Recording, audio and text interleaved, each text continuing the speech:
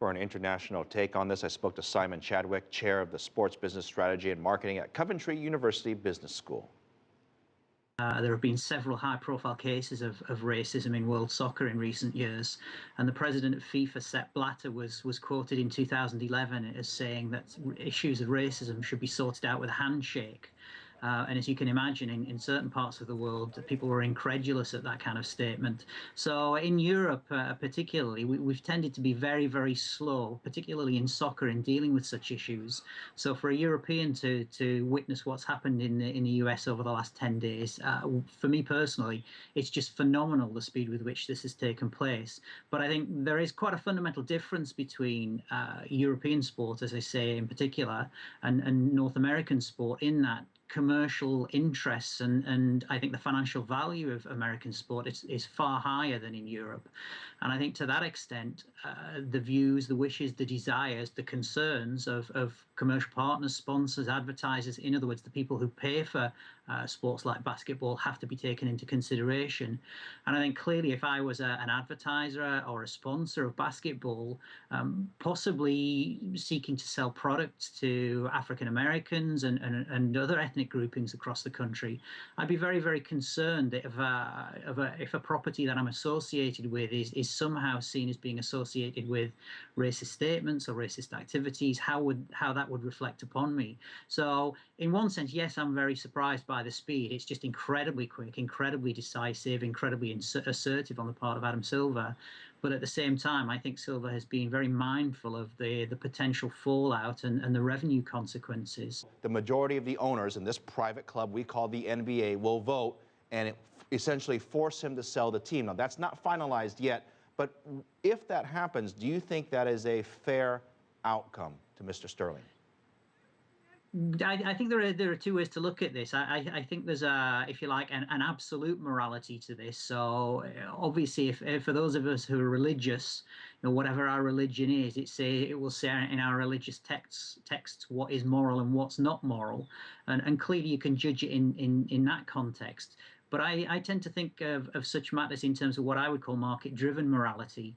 And that is, if you're a sponsor or you're a franchise owner or you're somehow involved in the NBA as an official or as the commissioner, what you're going to be thinking about is, what are the customers thinking?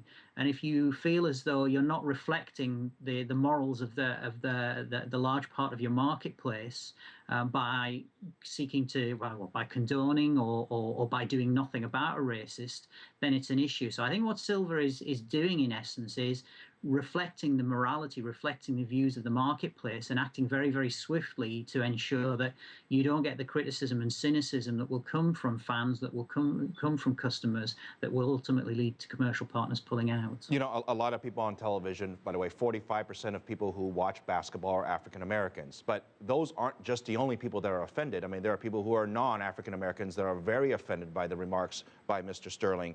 And I wonder, you talk about the franchise. What about the NBA as an organization itself?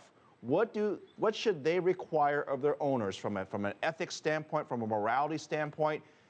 I'm sure you believe they should be held to a much higher standard, right?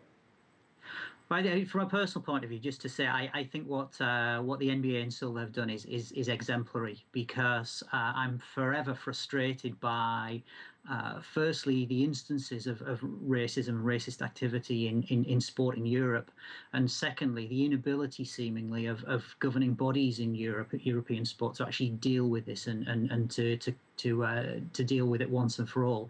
So I think it's exemplary. From the point of view of standards and not just racist behaviour and language, but other forms of behaviour and language, sexist behaviour, sexist language. Obviously, in the States, there have been issues around, for example, dogfighting. I think that NBA owners have to be held accountable through good governance, and good governance means a sense of transparency and openness relating to their activities and relating to their motives for being involved in the sport. But I think also in terms of a code of conduct. And clearly, you live in in the US, you live in a hugely diverse community, and I think NBA owners have to recognize that, they have to accept it, and they have to abide by a set of practices that really account for the diverse interests. Mr. Sterling has hinted among some of the media circles that, look, if I can't own the team, why not I give it to my wife? Why not I give it to a relative? And here comes another can of worms that we're going to open up, essentially, is that does he have to force complete removal of anything that has to deal with his last name? Where do we draw the line with that? This is a really interesting one for me as a European, because I think obviously the structure of US sport in the first place, the franchise system, the fact that that Sterling bought the franchise for $12 million and potentially will have to sell it for somewhere between $500 and $600 million. This is just something that doesn't happen in European sport. So it's a little difficult for me personally, and I think for Europeans and probably others around the world to get their heads around this. But I'm fairly, if you like, moralistic in this way, given what Sterling said. Given the type of individual that he seems to be, and I do know that he's attracted criticism way before this particular incident, and I find it very hard to believe that he should very simply be allowed to pass it on to a partner or a wife or a child or a business associate. And I think in such situations, personally, my view is that the tie to the offending individual should be cut completely.